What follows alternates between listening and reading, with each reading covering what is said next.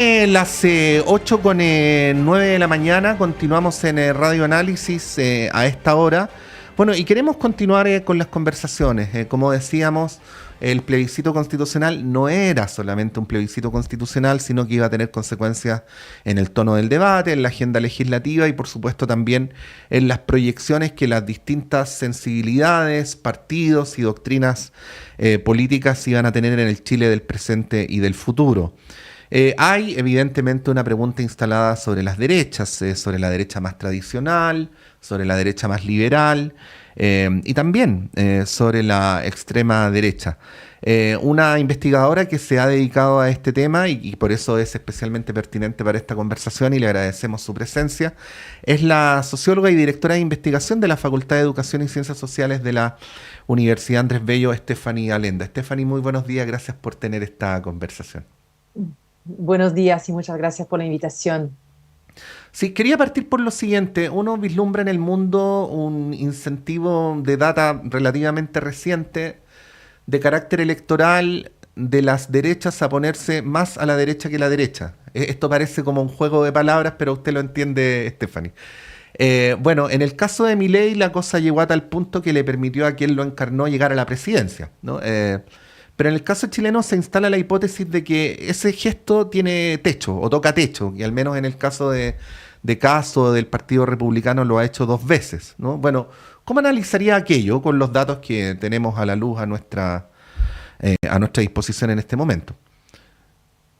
Bueno, lo que está claro efectivamente es que hay en el mundo una tendencia cada vez más grande hacia la normalización de las derechas radicales que en diferentes países han llegado al poder derechamente, sea en digamos, gobiernos parlamentarios, no alianzas parlamentarias importantes, por ejemplo, como hubo en Finlandia, ¿no? El primer ministro finlandés de centro derecha formó gobierno con el Partido Nacionalista de extrema derecha, que se llamaba, nos va a recordar algo, los verdaderos finlandeses. Y hay otro tipo de alianzas que están en debate actualmente en Holanda, Países Bajos, respecto a una posible, digamos, posibles acuerdos entre derechas y extrema derecha. En el caso de Holanda ganó la elección el holandés Wilders y por lo tanto se podría estar formando un gobierno, pero con ciertos recuerdos, precisamente porque hay toda una preocupación de parte de la centro derecha de que un gobierno de la extrema derecha podría amenazar los derechos fundamentales. Entonces, igual hay como tendencias hacia efectivamente una llegada al poder cada vez más importante y una instalación en la agenda de temas que son temas típicamente de derecha radical, como en el caso de Mm. francés cuando se votó recientemente la ley de inmigración, que fue siempre digamos, un anhelo de la extrema derecha y acaba de ser votado muchos de sus contenidos que era defendidos por la extrema derecha en el Parlamento francés. Entonces, existe esta tendencia. En el caso latinoamericano, efectivamente, el ejemplo más reciente es la alianza entre el macrismo y Milei, que permitió también a Milei ganar las elecciones.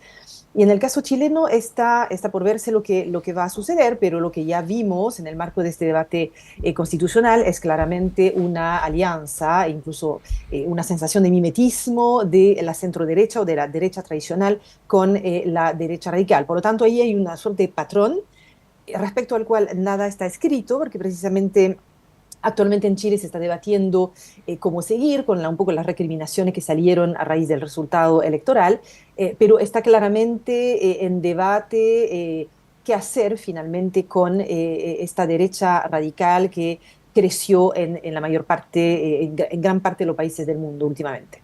Sí, Stephanie, en la vida y en la política hay pocas cosas peor que estar en el lugar como del jamón del sándwich, ¿ah? De no saber para qué lado, ¿no? Estar como en el medio de. Y lo digo, por ejemplo, en referencia a un partido como la UDI, que ha entendido luego del resultado de la elección que tiene que ponerse todavía más duro, ¿no? Tratando de encontrarle racionalidad a ese gesto, uno podría decir, por decir algo para empezar, que lo hace para quitarle espacio a la derecha al Partido Republicano. ¿no? Pero por el otro lado, si es que para ser gobierno en Chile se requieren por lo menos 6 millones de votos y la actual suma de las derechas sistemáticamente no lo logra, uno podría pensar que lo más razonable sería buscar hacia el centro, ¿no? ¿Cómo pondera usted este dilema que visto desde afuera, desde la comodidad de mi asiento de periodista, se ve súper difícil de enfrentar?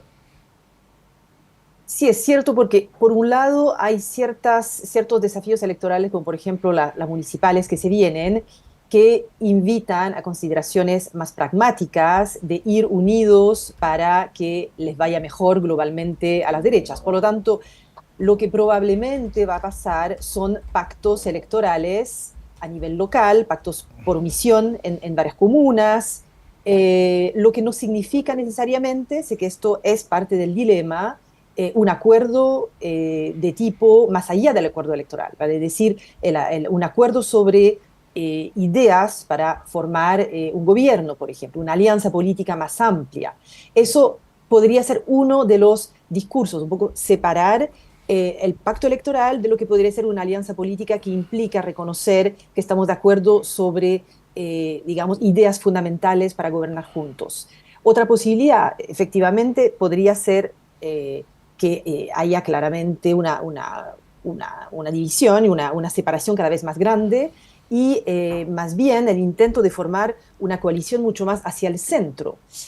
No sé si es el mejor cálculo, no sé si es lo que va a contemplar la derecha para las elecciones municipales, porque ahí estamos hablando de un tipo de elección con una lógica muy distinta de la presidencial.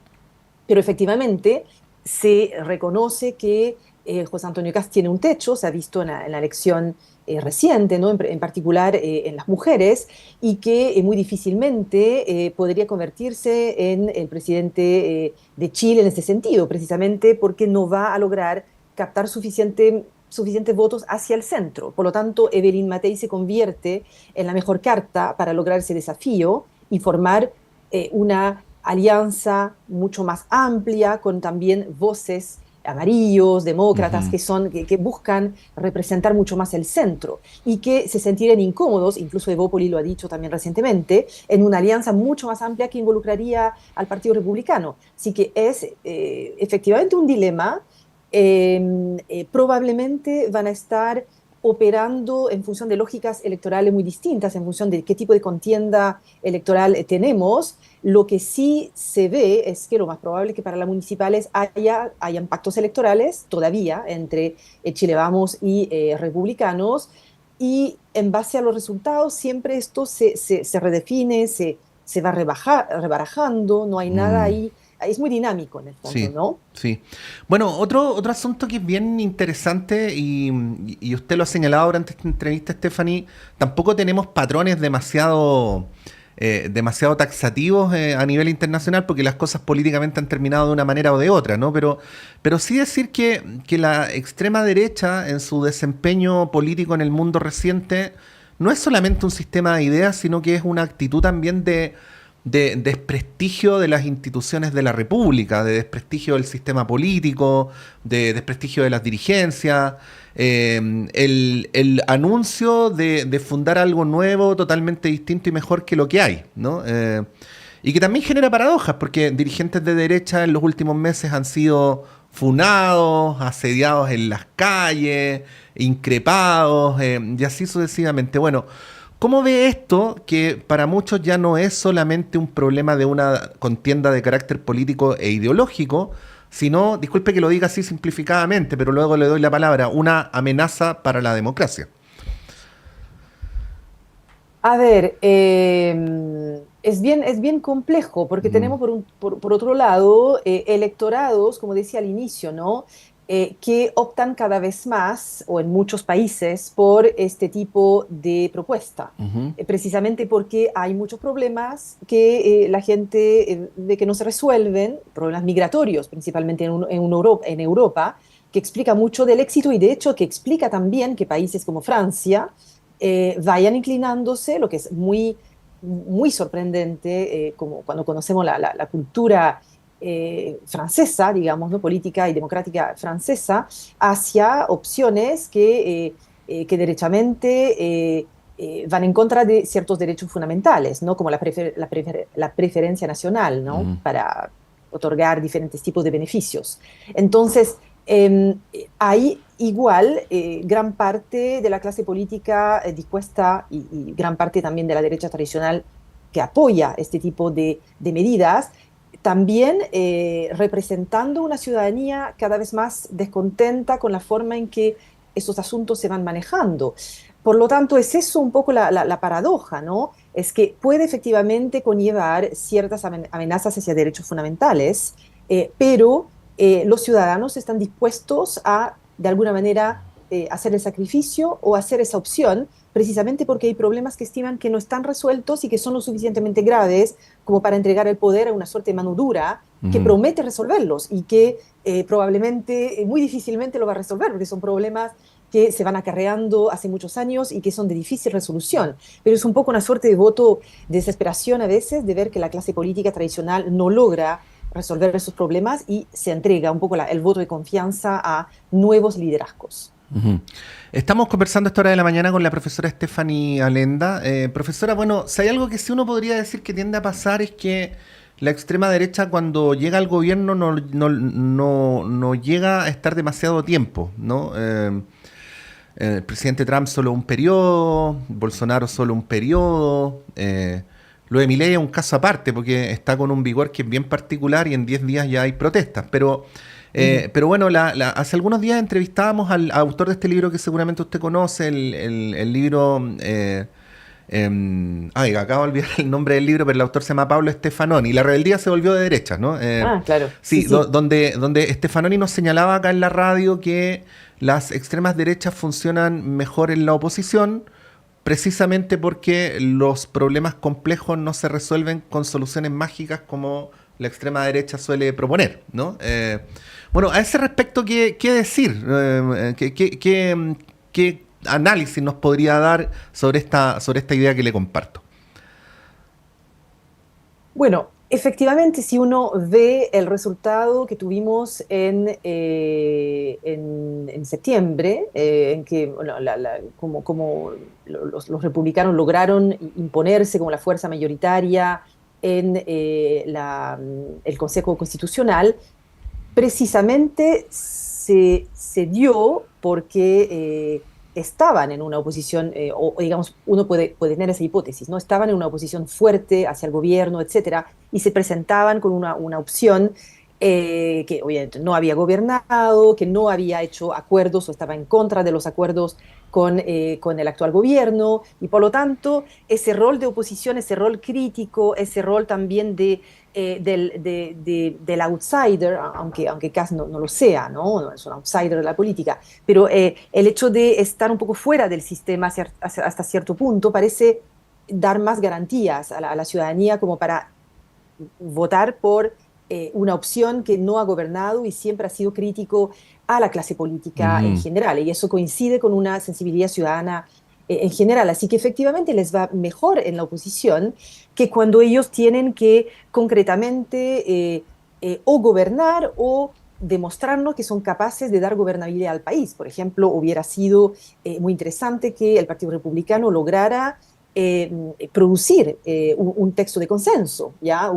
Hubiéramos visto ahí otra cara de los republicanos y eso no se dio, digamos, ¿no? Por lo tanto, hay ahí un capital político que se pierde en parte en el camino. Así que sí, sí, por un lado, de todas formas, el poder desgasta a cualquiera, por lo tanto, es cierto que cuando llegan al poder, hasta cierto punto, no estoy pensando en el caso de Giorgia Meloni en Italia, ¿no? La primera ministra, eh, juegan siempre o suelen jugar entre, eh, digamos, tienen un juego a la vez institucional moderado con Ujú. el fin de ampliar sus bases de apoyo y al mismo tiempo radicar para complacer su electorado más duro. Están Ujú. siempre en una doble lógica, ¿no? De la cual, como recién están asumiendo el poder, estoy hablando de esta última ola de ultraderechas, no sabemos muy bien cuál va a ser el balance final del gobierno de la ministra Meloni, pero es cierto que les es siempre más cómodo estar en la oposición porque pueden defender posiciones más radicales que dependiendo del nivel de crisis que tienen los países, ¿no? Tanto de la democracia como Mm. crisis de distintos niveles, puede generar una adhesión mucho más fuerte de parte del electorado, claramente. Sí, bueno, en el sistema político, profesora, cada cierto punto aparece la promesa de la derecha liberal, ¿no? Y esta idea que es súper políticamente correcta, de que la derecha se actualice, se renueve, se vuelva más contemporánea. Pero si uno mira la política chilena en los últimos 30 años, esa idea, que por lo general proviene desde arriba, termina siempre naufragando, porque al final del día parece no tener votos, parece no tener una base social. Parecería que un votante de derecha prefiere a una derecha bien definida eh, que a una que tenga otras referencias. Y me agregaría que en el último tiempo ni ciudadanos, ni demócratas, ni amarillos parecen sumar votos al caudal electoral de la derecha. ¿Cómo ve el dilema este de la derecha liberal, que hoy día se encarna institucionalmente en Evópoli, que nuevamente es un partido que sacó solo a un consejero constitucional, que tiene poquitos senadores y poquitos diputados, digo, comparativamente con el resto de los partidos de la derecha? Sí, por un lado, son voces que no son las hegemónicas, claramente, en la derecha, o las dominantes, ¿no? Es decir, que las declaraciones de Gloria Hutt, tanto en su rol como consejera, como últimamente, siempre han sido mucho más distanciadas que las de sus socios de Chile Vamos respecto a republicanos. Y hace poco descartó, forma un pacto con republicanos en las municipales, enfatizó que tenía un proyecto político distinto, pero puede ser que igual se termine dando estos pactos por omisión en diferentes lugares, ¿no? Entonces, tiene una tarea difícil. Creo que, bueno, esa derecha se encarnó principalmente en el gobierno de Piñera I, en que se vio una derecha renovada, digamos, o por lo menos que había anhelos de renovar esa derecha y de enfatizar mucho más el lado liberal, distanciado de la herencia, del régimen militar, etcétera. Pero efectivamente se fue desdibujando ese proyecto cada vez más hasta la segunda elección de Piñera y todo lo que vino después. Entonces, es algo pendiente. No sé si el contexto sea el mejor. Estoy pensando en las elecciones municipales que se vienen para que este proyecto se vaya fortaleciendo, porque ahora están en la urgencia de esta elección que está muy encima y que se viene, pero es muy probable que otra derecha, una derecha más liberal, termine tratando de abrirse un camino. La elección que recién tuvimos abre esa oportunidad precisamente para repensar la relación con republicanos y que se vaya viendo cómo se construyen o consolidan ciertas alianzas versus otras. Probablemente Evópoli tiene más interés de acercarse a amarillos o a demócratas que al Partido Republicano, y eso hay que ver cómo se va dando en el Mm, marco también de lo que es Chile Vamos. sí. Profesora Estefania Lienda, le queremos agradecer por esta conversación. Que tenga un buen día. Muchas gracias. Ahí estaba la académica, investigadora sobre las derechas, Estefania Lenda, dándonos algunos elementos para el análisis sobre en qué pie queda el sector luego del plebiscito. Y lo decimos siempre, disculpen si lo decimos siempre, pero nos parece indispensable. Lo que atañe a las derechas en Chile es parte de un fenómeno mundial, por lo tanto siempre es bueno verlo contextualmente, y el trabajo académico de la profesora Lenda hace precisamente ese intento. Son las 8:29. Vamos a ir a un breve alto y a la vuelta a nuestro panel diario de conversación.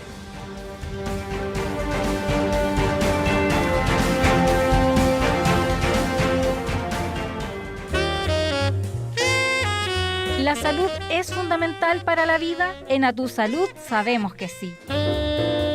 Durante 12 años te hemos invitado a conversar sobre ciencia, salud y vida.